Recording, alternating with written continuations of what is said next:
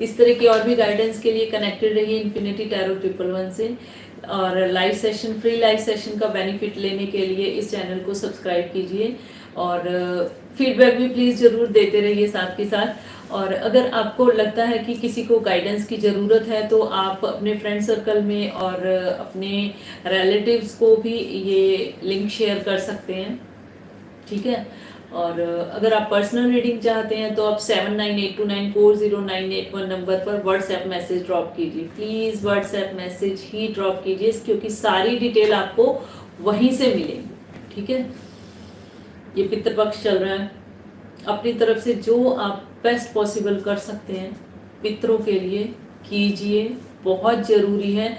अगर आप लाइफ में, करियर में और रिलेशनशिप में, घर में अशांति है, हेल्थ अच्छी नहीं है, इन सब को इम्प्रूव करना चाहते हैं ना, तो सच में आप अपने पितरों को बलवान कीजिए, उनकी सेवा कीजिए और इन पितृ पक्ष में उनको खुश करके ही भेजिए, ठीक है। बहुत उम्मीद से कोई आपके दरवाजे पे आता है, ठीक है।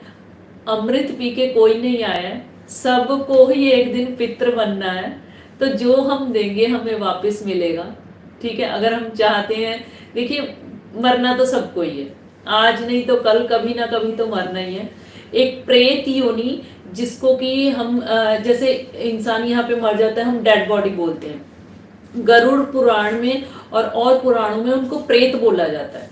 तो इनका जो होता है ना, प्रेत योनि में ज्यादातर सबको ही जाना पड़ता है कुछ टाइम के लिए। जैसे एक उनकी ना जो पाप कर्म किए होते हैं उनकी हीलिंग कराई जाती है, उनको ना प्रायश्चित कराया जाता है उन चीजों के बारे में। और उसमें उस प्रेत योनि के टाइम उनका जो मुख होता है ना, एक सुई जितना छेद होता है जिसमें सिर्फ पानी ही जाता है। अगर आपको बार बार आप ये सुनते हैं कि अपने पितरों को जल दो, अपने पितरों को जल दो, क्यों कहते हैं? क्योंकि वो जल ही चाहिए उनको सबसे पहले तो, ठीक है।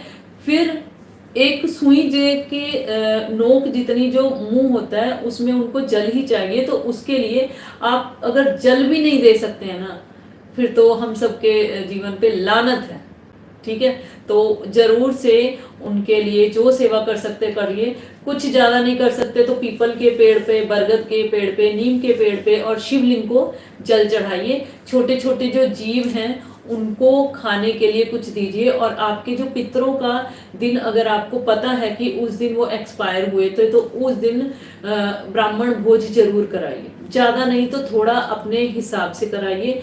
और कोशिश कीजिए कि भैंस के दूध का इस्तेमाल ना हो खीर बनाने के लिए, या बाहर की मिठाई मत लाइए। आप घर पे ही कुछ ऐसा बना सकते हैं मिठाई में, या गाय का घी और गाय का दूध ही इस्तेमाल कीजिए, ठीक है। और कुंभड़ा जैसे कि जिसको हम कद्दू बोलते हैं वो कभी नहीं बनाना चाहिए। इन चीज़ों का थोड़ा सा ध्यान रखिए और इस चैनल को सब्सक्राइब कीजिए। इस तरह की और भी अपडेट्स के साथ मैं कंटिन्यू रहूँगी। मिलते हैं नेक्स्ट टाइम, तब तक के लिए राधे राधे।